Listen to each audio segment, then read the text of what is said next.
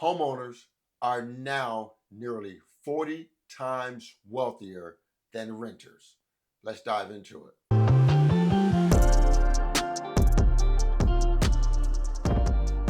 Hey guys, welcome to the channel. Frank Talks Money. Real quick during the video, I just need one favor, guys. Just remember to smash that like button. The more likes the video receives, the more the algorithm will share the video to more like-minded people like you and me. Now let's dive right into the content. Guys, they say now the typical homeowner is now 40 times more wealthier than renters. Let's get into it. The wealth gap between the country's renters and homeowners is soaring. Homeowners' median net worth is about $400,000 compared to just $10,000 for renters. That's according to a recent report from the Aspen Institute, which explores the deep wealth gap that divides renters and homeowners and the financial challenges that renters face, often without any home equity. Guys, as I'm reading this article, this is not Frank's opinion. This is an article that I came across this morning that I wanted to share with you guys. It's statistics in America from a study that was just done, and I'm reading you statistics from this article. Buying a home is often the primary wealth building mechanism for American households. Naturally, homeowners who have home equity are wealthier on average than renters. And at a median age of 57, homeowners are now typically older than renters. Renters' median age is 42, meaning homeowners have had more time to build up their wealth. But it's not just their properties that put homeowners ahead of renters financially. The Aspen Institute found that homeowners are also better off at saving for retirement and having other investments like bonds, stocks, index funds to helping build their wealth. Median home equity is about $200,000, only accounting for about half of homeowners' median net worth, according to the report. Beyond their homes, a strong majority of homeowners, nearly 80%, own assets like stocks, bonds, index funds, which help bolster their net worth. Meanwhile, less than half of renters own any appreciating assets. Guys, if you're still here, hit that like button for me, guys. Guys, if you're still here, remember, hit that like button for me, please. So, guys, I can attest, when me and my wife was going through our divorce, we sold our home that we built in 2015. And with the elevated home prices, guys, we made a killing off that home. So I was basically able to take the majority of those proceeds from the sale of that home with my ex-wife, and I put the majority of the money down on my current home. Guys, when I moved into my home, I had instant equity. I put down about almost 50% of the price of my current home. So what does that give me? That gave me instant equity in my home, because that also helped bolsters my net worth, because my home equity is now a part of my net worth, because I have positive equity in my home. If I was to sell my home right now, all the equity in my home, that would go into my pocket. That's part of my net worth. As a renter, you're just giving money away. You're just giving money away. Guys, I have an assistant manager right now who rents, right? And she pays $1,300 a month, right?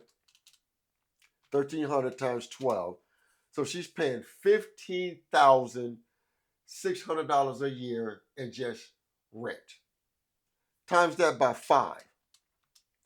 In 5 years, she will pay almost $80,000 for rent, guys. Guys, and I understand home ownership is not for everyone. I get it. I understand that. My mother right now, she's married, but she doesn't want to own a home because she doesn't want the added stress of home ownership. Having to, get the lawn done. Having to, if something breaks in the home, she has to fix it. So I understand home ownership is not for everyone, but I just I just don't want. I just feel bad, for people who want a home and actually can't afford a home because rents right now, guys, they keep going up. Rents keep skyrocketing across the nation, across the U.S. And I just feel bad for people who have to rent but can't afford to buy because of the elevated home prices. Because to me, it's just a waste. It's a waste of money renting. That's just my personal opinion, guys. That's just my personal opinion. I think paying rent is just throwing money away. That's just my opinion, and I'm entitled to my opinion.